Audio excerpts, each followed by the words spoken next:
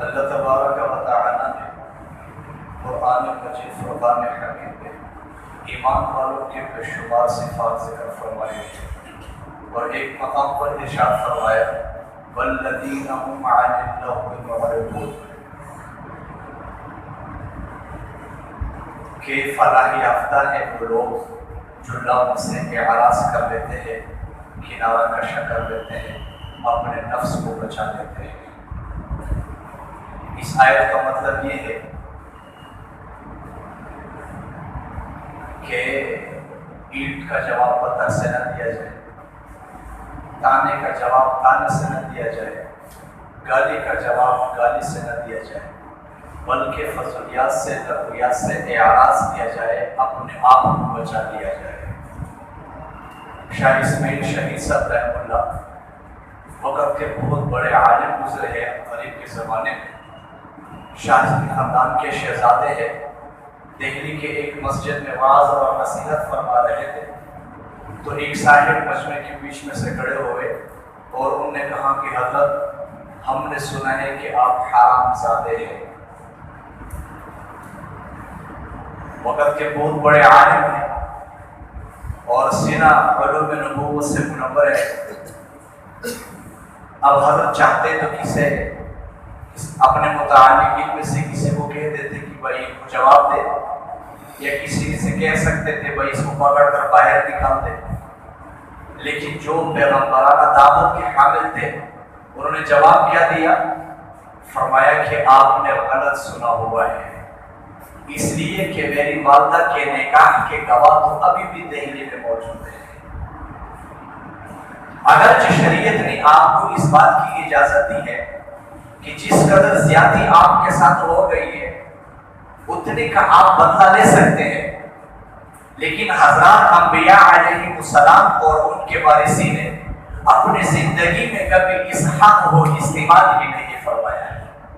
ہمیشہ ان کے نزدیک معاف اور درگزر کا معاملہ رہا ہے۔ جب بھی کسی طرف سے کوئی زیادتی ہو گئی، کوئی ظلم ہو گیا، کوئی حق تلفی ہو گئی، تو بجائے کہ ان سے بدلہ لے اللہ کے لیے ان کو معاف کر دیا۔ ارے بھائی اگر آپ کو کسی نے گالی دے دی تو آپ کا کون سا عقل خراب ہو گیا ہے؟ آپ معاف کر دے، معافی کے نتیجے میں اللہ پاک آپ کو مقام اور مرتبہ عطا فرمائیں گے۔ حدیث پاک میں آتا ہے کہ جو بندہ کسی دوسرے کو جتنا جلدی معاف کر دیتا ہے اللہ تبارک و تعالیٰ کل قیامت کے دن اس بندے کو اس وقت معاف فرمائیں گے جس وقت وہ معافی کا سب سے زیادہ محتاج ہوگا۔ اور فرمایا کہ جو بندہ کسی دوسرے کو جتنا جلد معاف کرے کل قیامت کے دن اللہ تبارک و تعالیٰ ان کے غلطیوں کو اتنا ہی جلدی معاف فرمائیں گے۔ اور ایک حدیث کو تو بیان کرتے ہوئے ڈر لگتا ہے اللہ پاک ہم سب کو معاف فرمائے۔ حدیث پاک میں آتا ہے کہ اگر کسی کی طرف سے کسی پر ظلم زیادتی ہو گئی اور انہوں نے جا کے معافی مانگ لی مجھے معاف کر دو، اور دوسرے نے کہا کہ میں معاف نہیں کرتا، نبی علیہ السلام نے ارشاد فرمایا کہ جس نے کہا معاف نہیں کرتا یہ کل قیامت کے دن میرے سامنے حوض کوثر پر حاضر نہ ہو۔ یا دوسرے لفظوں میں اس کو اس طرح سمجھ لیجئے کہ نبی علیہ السلام نے ارشاد فرمایا کہ کل قیامت کے دن میں اس بندے کا شکل دیکھنا پسند نہیں کرتا۔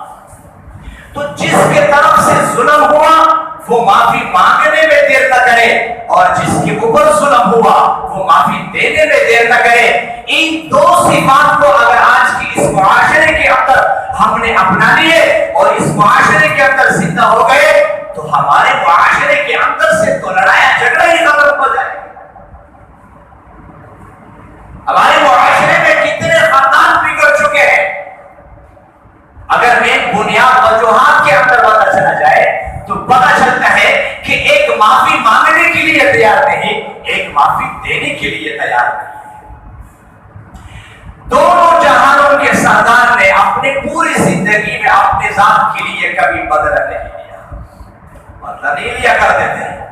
ابو سفیان 21 سال دونوں جہانوں کے سردار کے قتل کے منصوب بنا رہے، خندق کی لڑائی میں ہزاروں کے لشکر کا چیف بن کر کے آیا ہے، لیکن جب وہاں سے شکست ہو کر کے واپس آئے مکہ مکرمہ کے اندر کا حادثہ بھی ہو گئی، بارشیں نہیں ہو رہی، انسان مر رہے، جانور مر رہے۔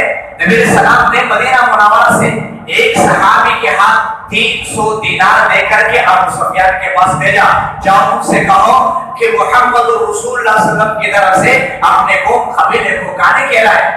جب وہ صحابی 300 دینار لے کر کے ابو سفیان کے چولی میں بیٹھ گئے، کہا یہ کیا ہے؟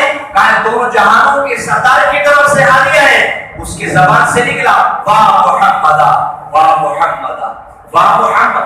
ارے جس کے قتل کے ہم منصوبے بنا رہے وہ ہمارے قوم قبیلے کے بارے میں سوچ رہے، اور جس وقت پتہ ہوا دونوں جہانوں کا سردار اٹھنی پر بیٹھ کر سر چکا ہوا ہے اور آنکھوں سے آنسو جاری ہے، کوئی اور ہوتا تو سر اٹھا کے چلتا، لیکن یہ دونوں جہانوں کا سردار ہے۔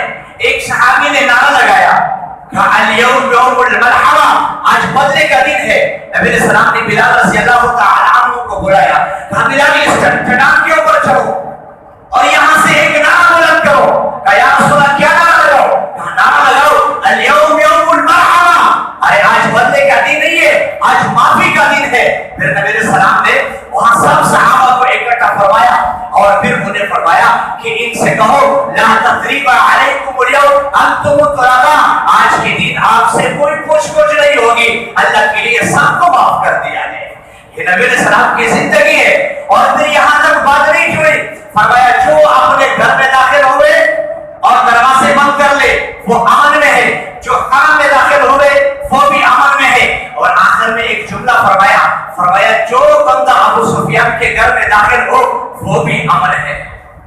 ایک انسان جس نے نبی علیہ السلام کے قتل کے منصوبے بنائے، جان لیوا دشمن ہے، 24 گھنٹے سوچ رہے ہیں مسلمانوں کے پیغمبر کا کام کیسے ختم کیا جائے، اور آج ادھر سے اعلان ہو رہا ہے جو ان کے گھر میں داخل ہوگا وہ امن میں ہے۔ یہ میسج دیا، یہ پیغام دیا، یہ سبق سکھایا دونوں جہانوں کے سردار نے۔ نبی علیہ السلام نے اپنے ذات کے لیے کبھی بدلہ نہیں لیا۔ مکہ کے لوگوں نے بہت تنگ کیا، بہت ستایا ہے، لیکن آخر میں اعلان ہوا ہے سب معاف ہے۔ جب دعوت و تبلیغ کا کام کیا اور پتہ چلا کہ مکہ کے لوگ متاثر نہیں ہو رہے، زید بن حارثہ رضی اللہ تعالی عنہ کو ساتھ لیا، کہا کیا مشورہ ہے اگر ہم طائف چلے جائیں وہاں کے لوگوں کو دعوت دیں، اگر ایک بھی مشابہ اسلام ہوا تو ہمارے لیے وہ ایک کافی ہو جائے گا۔ تو زید بن حارثہ رضی اللہ تعالی عنہ نے جواب میں کہا یا رسول اللہ جیسے آپ کی چاہت غلام تیار ہے۔ نبی علیہ السلام نے طائف کا سفر کیا ہے، وہاں کے لوگوں کو دعوت دیں گے اور کوئی ایک اسلام لائے گا، اسے ہمیں قوت ملے گی۔ اب جب وہاں پہنچے تو وہاں کے لوگ بجائے کہ نبی علیہ السلام کی بات سن لیتے اور آپس میں مشورہ کیا اور غلاموں کو جمع کیا، چھوٹے بچوں کو جمع کیا، یہ جو لوگ مکہ سے آئے ہیں جتنا جلدی یہاں سے نکالا جائے اتنا ہی بڑا انعام ملے گا۔ دونوں جہانوں کے سردار آگے بھاگ رہے اور پیچھے بچے اور غلام اور پتھر مارے اور تالیاں بجا رہے، مجنون اور پاگل کہاں جا رہے۔ نبی علیہ السلام کو اتنے پتھر لگے کہ سر مبارک سے پاؤں کے جوتے بھر رہے تھے اور بے ہوش ہو کر کے گرے۔ زید بن حارثہ نے کندھے پر اٹھا کر کے، اور سامنے ایک انگور کا باغ ہے عتبہ بن ربیعہ کا جو بدر میں چیف بن کر کے آیا ہے، ان کے باغ میں جا کے پناہ لیا ہے۔ عتبہ بن ربیعہ نے جب دیکھا کہ یہ دو ساتھی آئے اور ایک زخموں سے چور ہو کے آئے، اپنے غلام اداس کو بھیجا، کہا یہ انگور لے اس زخمی شخص کو کھلا دے۔ جب وہ آئے اور انہوں نے یہ انگور سامنے پیش کر دیا اداس نے، تو انہوں نے کہا عتبہ بن ربیعہ کہہ رہے کہ رشتہ داری کا واسطہ ہے، میرے اس انگور کو رد نہ کر دینا۔ نبی علیہ السلام نے انگور کو قبول فرمایا اور پھر ایک دانے کو اٹھایا اور اٹھا کر کے فرمایا بسم اللہ الرحمن الرحیم، بسم اللہ پڑھ کے انگور کا ایک دانہ منہ میں ڈالا۔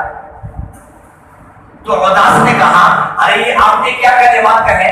کہا کیوں؟ کہا یہ تو ننوا کے اندر لوگ بھی کہا کرتے ہیں۔ کہا ننوا وہ تو میرے بھائی یونس علیہ السلام کا شعر ہے۔ کہا آپ اسے جانتے ہیں؟ کہا میں کیوں نہیں جانو، وہ بھی اللہ کے پیغمبر ہے، میں بھی اللہ کا آخری پیغمبر ہوں۔ اب یہ بات کہنی تھی، عرداس نبی علیہ السلام کے قدموں کے ساتھ چمٹ گئے اور کہا یا رسول اللہ ہاتھ بڑھائیے اور کلمہ پڑھائیے۔ نبی علیہ السلام نے کلمہ پڑھایا، عرداس عتبہ بن ربیعہ کا غلام اسی باغ کے اندر مسلمان ہو گئے۔ نبی علیہ السلام کو اتنی خوشی ہوئی، اتنی خوشی ہوئی، اتنی خوشی ہوئی کہ سارے غم بھول گئے۔ اور پھر نبی علیہ السلام نے آسمانوں کے طرف نظر اٹھا کر کے اور پھر اللہ پاک سے شکوہ کیا، یا اللہ آپ نے مجھے کن لوگوں کے حوالے کیا، یا اللہ کن ظالموں کے حوالے کیا، ان لوگوں نے میرا کیا حال کر دیا ہے، کیا میں اس کام کے لیے آیا ہوں، اب کیا تو بنتا ہے۔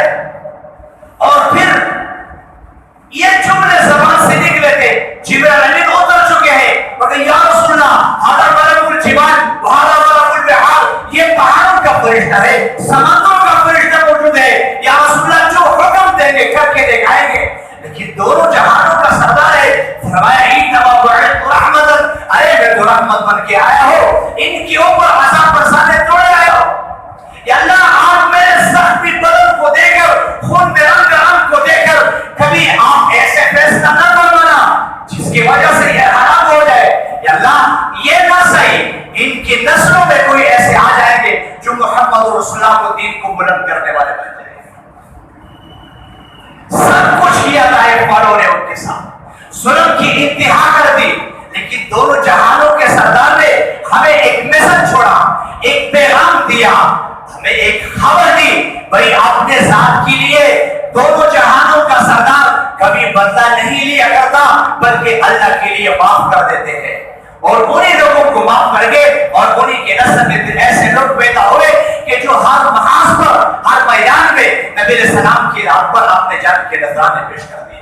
تو میں عرض کر رہا تھا کہ آج کے اس معاشرے کے اندر اگر ہم نے نبی علیہ السلام کی صرف اس ایک سنت کو اپنا لیا کہ ظلم جس پر ہوا ہے وہ معافی دینے میں دیر نہ کرے، جس نے ظلم کر دیا ہے وہ معافی مانگنے میں دیر نہ کرے، ان دونوں سنتوں کو اگر ہم نے اپنا لیا، ہمارے معاشرے کے اندر سے آج جو آپ بڑا موٹی ہے، جو فسادات برپا ہو چکے ہیں، جو لوگ ایک دوسرے کے گریبان تک پہنچ چکے ہیں، یہ سارے کے سارے معاملات ختم ہو سکتے ہیں۔